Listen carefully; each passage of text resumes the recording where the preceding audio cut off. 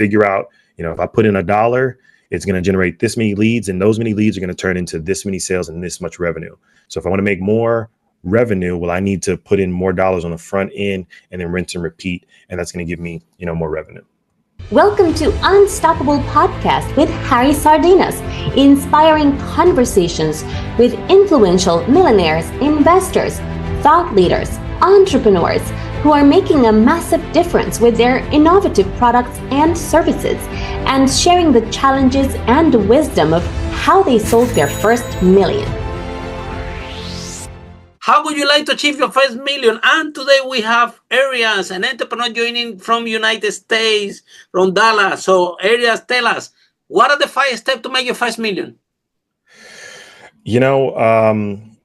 I would say that it's important to make sure that you have a good product or service that solves a specific problem. There's a lot of people out there who say that they know how to do something. They say that they're good or that they're going to perform. And at the end of the day, they don't. And sometimes they do it and they're just kind of scammers. I think most people, they over promise and under deliver. So I think the first thing that you absolutely have to have down is making sure that you have figured out what your product and service is, what problem you solve, and make sure that you can actually solve that problem and you can do it, consistently. You still there? Step number 2? Step number 2, it's about scalability, right? So you need to be able to create a scalable system. So when I talk about scalable, you need to be able to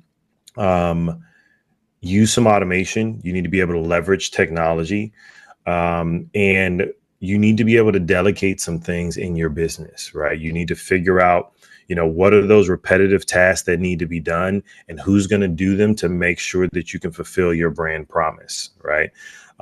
Getting those things in place, the technology, automation, the people to delegate things to, makes your business scalable and allows you to put some systems in place.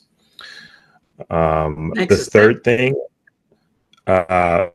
is profit margins. And this is, it's boring, but it's essential, right?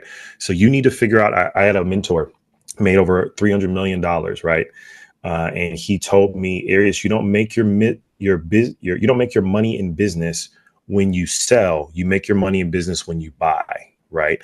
So no matter what it is that you do, whether you sell, physical products, if you sell digital products, or if you are a service-based business, you have to figure out how you can have a high enough profit margin so that you have enough money, not only to cover your expenses, pay your employees and all those different things, pay your taxes, critical, but you have enough money for marketing and there's a healthy amount of profit so you can propel yourself forward, right? High profit margins are critical. Most entrepreneurs, when they first start, they don't charge enough, right? Because I don't really know if they would pay that. So they undersell themselves, they devalue themselves, they don't charge enough. So profit margin is huge. I would say 4 would be rookie mistake is trying to pack everything that you do into one thing, right? It's better for you to break those down into smaller services or smaller products so you have multiple revenue streams. And that also helps you to weather the storm, right? If you have multiple revenue streams, if there's some disruption in your industry, if there's a change in regulation, the government decides that, you can only do this, or you have to pay this tax or whatever, you have another place that money's coming from. So your business doesn't ultimately shut down simply because you're getting your money from one place. And then, so save the best for last. Number 5 is about investing in marketing and lead generation, right? I can't tell you how many meetings I've gone into with, solopreneurs and even companies that are making, 15 million a month that have not set aside a marketing budget. They haven't really sat down, looked at what they're trying to make in a month or a quarter or a year and said, hey, I'm trying to make $100 million. Well, I need to put $5 million aside for marketing.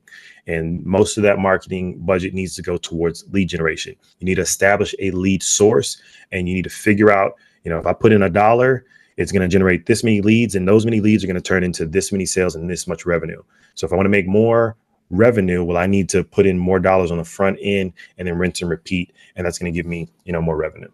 Follow us for more interviews with world's most influential, audacious entrepreneurs that overcame challenges and adversity, providing you with the blueprint of how they sold their first million so you can grow your business exponentially.